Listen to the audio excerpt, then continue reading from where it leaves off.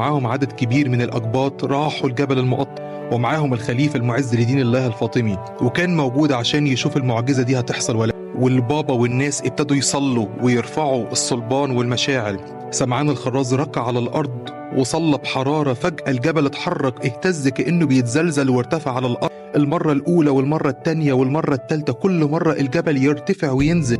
المعز وكل اللي حواليه انصدموا وصدقوا إن ده معجزة حقيقية. بعد ما الجبل رجع مكانه، الخليفة المعز قال للبابا برام: إيمانكم قوي فعلا، ودي معجزة عظيمة. من النهاردة هديكم حرية أكبر تمارسوا دينكم. ومن ساعتها قصة نقل جبل المقطم بقيت من أشهر القصص في تاريخ الأقباط المصريين. وسمعان الخراز بقي شخصية مقدسة ومعروفة بإيمانه العميق وتواضعه. والكنيسة القبطية بقيت تحيي قصة نقل جبل المقطم وتصوم 3 أيام تعرف بصوم المجيء تذكار لهذه المعجزة، ويتم تبجيل سمعان الدباغ كقديس في الكنيسة القبطية الأرثوذكسية.